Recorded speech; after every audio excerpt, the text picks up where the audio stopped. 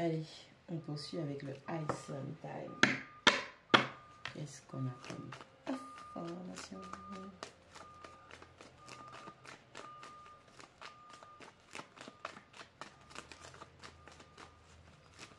Qu'est-ce qu'on a? Quel message à faire passer, s'il te plaît? Merci. On parle de séparation. Tristesse. Vous manquez beaucoup à personne. Vous manquez beaucoup à une personne. Pourquoi vous moquez? Vous manquez beaucoup à une personne. Le miroir. Ok, dans cette situation, vous étiez dans une relation à effet miroir. C'est-à-dire que cette personne, elle vous révélait vos blessures. Vous révéliez les blessures de l'autre. Il y avait une forme de projection de soi sur l'autre.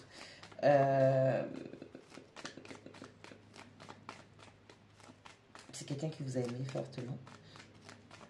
C'est quelqu'un qui n'arrête pas des soupirs de toi.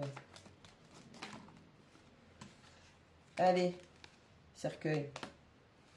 Libération, transition, croissance, ramener des nouveaux départs. Une fin amène un nouveau départ. Donc, du coup, il y a eu une séparation avec une personne, en effet miroir, dans une relation où, malheureusement, il n'y a que vos blessures. Vous étiez dans une relation blessante. Non pas que cette personne l'a peut-être fait exprès, je dis peut-être. Parce que je ne suis pas à la place des gens, je ne suis pas dans le cœur des gens, je ne suis pas dans leur tête. Ok, j'utilise juste mes supports. Non pas que cette personne ait peut-être voulu intentionnellement vous faire du mal, mais on a quelqu'un qui ne prenait pas conscience qu'il ou elle n'était pas guéri. Et vous aussi d'ailleurs, je rappelle que c'est en effet miroir. Et donc du coup, ce que cette personne réveillait chez vous, c'était ce qui était déjà présent. Indulgence de soi. On vous demande de faire votre shadow work, d'apprendre à vous apprécier. Il est temps de guérir. Cette relation, cette personne était là pour vous montrer ce qui n'allait pas chez vous. Vous êtes souvent demandé ce qui n'allait pas chez vous. Et bien, la réponse était à travers cette personne. Donc maintenant, au lieu de focus sur la haine, la rancœur, la rage que vous avez pour cet ancien partenaire ou ancienne partenaire, analysez la situation pour savoir quelles sont vos blessures sur lesquelles vous devez travailler parce que c'est ce qui vous est demandé. On a quelqu'un qui portait des masques et vous aussi. Puisque je rappelle qu'il y a une histoire d'effet miroir. Donc il y a du gaslight. On a quelqu'un qui cachait des choses, qui avait des secrets, qui faisait des choses en soum-soum. Quelqu'un qui ne montrait pas ses vraies émotions. Peut-être que vous aviez affaire à quelqu'un où vous étiez très froid et cette personne était super expressive. Ou vous étiez super expressif ou expressive et cette personne était froide. On a vraiment quelqu'un qui cache les trucs derrière le masque. Masque de l'abandon, du rejet, la blessure, le masque du sauveur, la victime, le bourreau. Voilà quoi. Tes souhaits. L'addiction. On a quelqu'un qui souffre d'addiction. Codépendance, obsession, possession, contrôle, à déblocage. On a peut-être quelqu'un qui avait du mal à exprimer des choses. Peut-être qu'on avait quelqu'un qui avait un masque rigide en face. Et malheureusement, par effet miroir, eh bien, ce que cette personne n'exprimait pas, eh bien, vous le génériez en réaction. Cette personne avait un comportement, et c'est vous qui aviez les réactions qui concordaient avec ses blessures et ses masques. Il y a une histoire de codépendance. Je vais vous dire un truc sur la codépendance dans une... guérison du cœur. Je vais vous dire quelque chose sur la codépendance dans une relation. Ok? En fait, tu n'es pas addict à la personne. Tu n'es pas obsédé par la personne. Tu sais ce qui fait que tu reviennes vers cette personne encore et encore et encore et que tu permettes à cette personne pas de te blesser, de réactiver les mêmes blessures encore et encore et encore. C'est parce que tu es addict à ton trauma et que ton traumatisme est une zone de confort et que tu as besoin de réactiver ça pour avoir une forme de contrôle. Mais tu ne contrôles pas les choses puisque ça te blesse. Ok? C'est pas à la personne que tu es accro. C'est à tes blessures, c'est à l'environnement, c'est à ton enfant, c'est à ta réponse émotionnelle au niveau de ta mère, au niveau de ton père, de l'un des deux ou des deux. Pire, les deux. Ok? Donc, en soi, oui, cette personne était totalement déséquilibrée, mais toi aussi. Je rappelle que relation en effet miroir. On a la guérison qui vous dit de guérir d'un cœur brisé, se libérer d'une forme de toxicité ou d'une relation ou d'une addiction toxique. C'est ce que je viens de vous résumer. Vos traumatismes. Maman et papa vous ont donné la base des relations. Tonton, tatin, ta tonton, tati, cousin, cousine, mamie, papi, ils vous ont montré dans la matière comment on actait les relations. Ce sont des mécanismes d'autrui, des corps étrangers que vous avez absorbés. Vous avez mis ça dans votre process, dans votre cerveau, dans votre esprit, comme quoi que c'était la norme. Mais ça, c'est pas votre vous authentique. Un enfant, quand il n'est pas là pour blesser.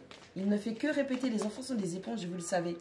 Et donc, du coup, vous voyez bien que votre comportement et le comportement de cette personne n'étaient que la réaction de votre passé respectif. Ok? Ok. Relation karmique.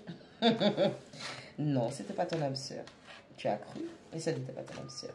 C'était une relation karmique qui était là pour te déclencher, pour réveiller, soulever les triggers, les déclencheurs. Voilà, qui étaient là pour te déclencher, pour t'apprendre le lâcher prise et l'amour de soi. Cette personne n'est pas spécialement venue dans ta vie ou elle t'a pas ciblé pour te prendre toi comme sa victime. Bon, bien évidemment, je ne parle pas de pervers narcissiques, ok? Eux, c'est un autre délire, d'accord? C'est des gens qui sont malades et qui ont besoin d'être consultés malheureusement. Mais le temps que ces personnes peut-être se rendent compte ou l'entourage, parce que l'entourage ne se rend pas forcément compte, le temps que cette personne soit volontaire pour aller voir un professionnel de la santé mentale et que le diagnostic soit posé, voilà, il peut y avoir des éons qui passent, d'accord? En tout cas, c'est pas ton âme sœur qui était là, c'était une relation karmique, tu avais besoin d'être déclenché, tu avais besoin de ces tumultes pour que tu puisses comprendre que rien ne va et que tout est à parfaire, ok?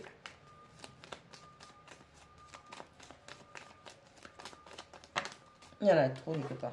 Il y en a trop. Il y en a trop. Juste une. En tout cas, au niveau du ressentiment que vous avez pour cet ancien partenaire, il va falloir, encore une fois, lâcher prise, apprendre à vous aimer. En fait, le problème, c'est pas de pardonner à l'autre personne. Le problème, il va être de te pardonner, d'avoir permis à cette personne, cette situation, ces blessures, de t'avoir mis à terre. Avoir le cœur en 1000 morceaux et le ramasser à la petite cuillère pour pouvoir recoller. Hein? C'est à toi que tu dois accorder le pardon. Parce que tu étais dirigé par tes traumatismes et tes blessures. Oh, il y en a trop. Bon, on en a deux. Hein. La faucheuse. Allez, la relation, elle est terminée. Il n'y a pas de seconde chance. Il faut avancer, transformer, grandir dans votre vie et transformer votre vie. Et le paradis, ok? Oui, il y a des belles choses. Il y a des belles choses qui vous attendent. Ok, on a la carte du paradis. Il y a de belles choses qui vous attendent. Mais pour l'instant, vous devez apprendre à apprécier votre solitude. Et je vous dis que le célibat, ce n'est pas une malédiction.